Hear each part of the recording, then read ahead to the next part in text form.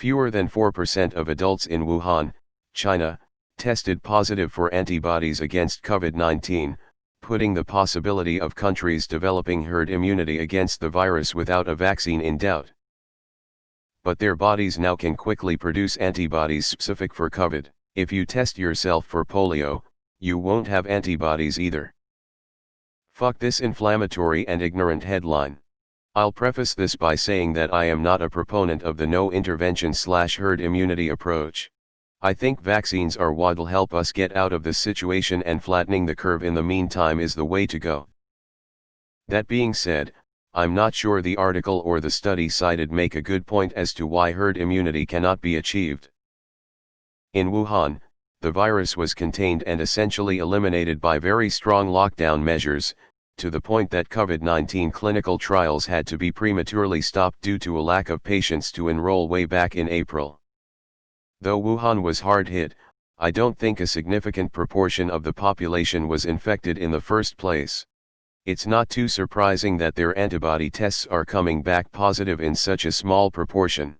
Another thing to consider is that the antibody tests used generally have very poor sensitivity and specificity. This may contribute to the low proportion of seropositivity they report. As to the claim that antibodies wane over time, that also seems to be an artifact of antibody tests with poor test characteristics. Several recent studies using more sensitive and specific methods, including this one https://www. SPY. NLM. NIH. gov/pmc/article/pmc755442/ show that neutralizing antibodies persist in nearly all cases of COVID infections, including asymptomatic ones, up to a follow-up of 226 days. COVID hasn't been around for a longer follow-up to be possible. The reports of reinfections with COVID that have survived peer review can pretty much be counted on one hand. It seems that an infection with COVID does confer lasting immunity, and that makes it all the more likely vaccines will work. Another crap article. The body does not continually produce antibodies for all pathogens it comes in contact with. It would be unnecessary and inefficient. That's why we have cellular memory. The memory B cells store information about the pathogens and can reproduce antibodies when necessary. T-cell immunity is at least as powerful at fighting viruses as the antibody response. SARS patients have been shown to have a T-cell response for up to 17 years after initial infection. Current studies are showing that we are likely building long-term T-cell immunity to COVID. https://www. SEB. net/COVID-19/ What is the role of T-cells in COVID-19 infection? Why immunity is about more than antibodies/ I don't understand how the headline is connected to the research. Herd immunity comes into play when people have had COVID already. This research is specifically on people who never had a reported case of COVID. They are only trying to prove that there might be way more cases of COVID than just the reported cases. Edit to add more clarification. Herd immunity would be tested of people who recovered from the virus. This was not the case in this study. They were testing how widespread cases were. They were testing on people who never had a reported case of COVID. 4% of those people had antibodies. Now if they tested those 4% of people in a few months to see if they still had antibodies, that would be a herd immunity study. People have no idea what herd immunity is or how it works. It's just words they like to parrot so they can seem informed when they have no idea. Wow, so many epidemiologists and immunologists in the comment section. What am I missing if the vaccine contains the virus, but those who have had the virus and presumably created antibodies don't retain them in their body anyway? Will this vaccine provide any type of long-term immunity? What a shitty headline and article. Antibodies do not show up after a few months. They essentially lie dormant until needed and can't be detected by our tests.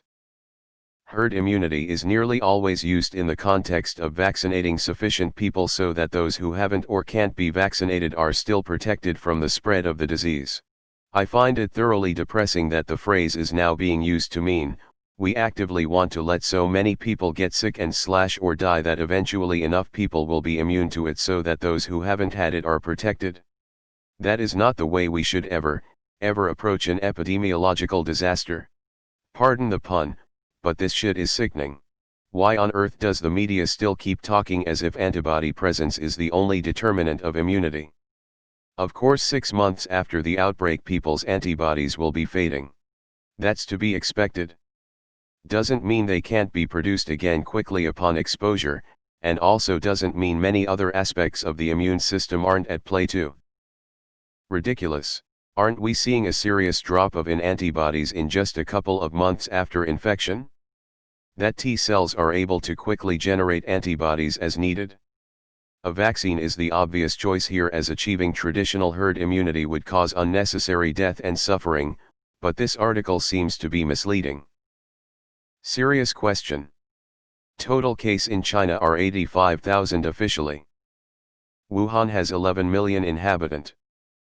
4% of 11 millions equals 440,000 people who have antibodies.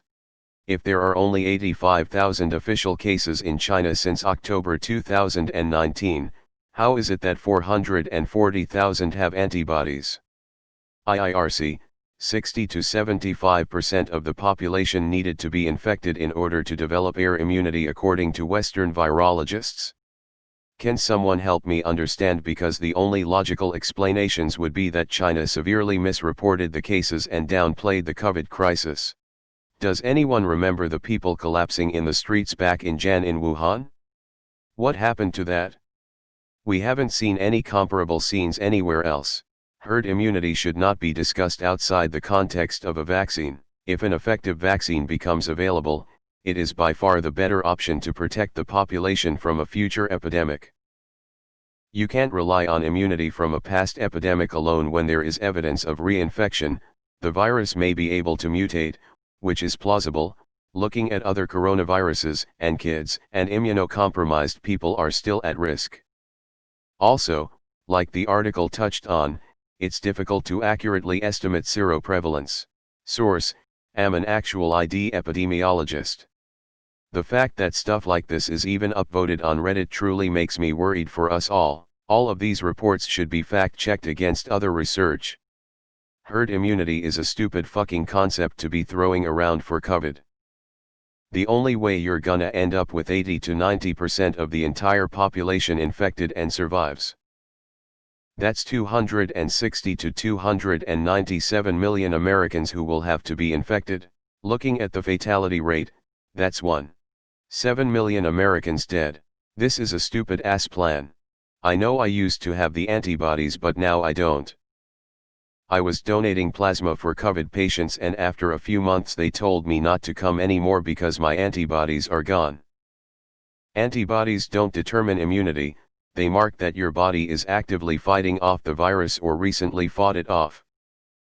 Immunity memory or response is stored in B cells, and when your body is exposed to a known antigen, the B cells activate and trigger the production of antibodies.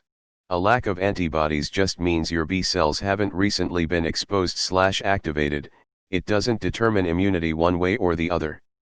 They had as many reported cases in total as the US has each day, so yes, immunity is not widespread. Antibodies wane, but memory cells are forever. Or nearly. Someone please correct me if I'm wrong. 35,040, number of folks tested, is 0.03% of what Google tells me the population of China. I rounded to 1,300,000,000, so it may even be lower. I'm kind of wondering if that's enough. So if my math is right, 4% of 0.03% of the folks in China were showing antibodies. Was the 4% extrapolated from those who were tested? Or was the population taken into consideration and averaged based on some kind of big dick brain algorithm? I'm a little skeptical, and a source in the article is too, for what it's worth.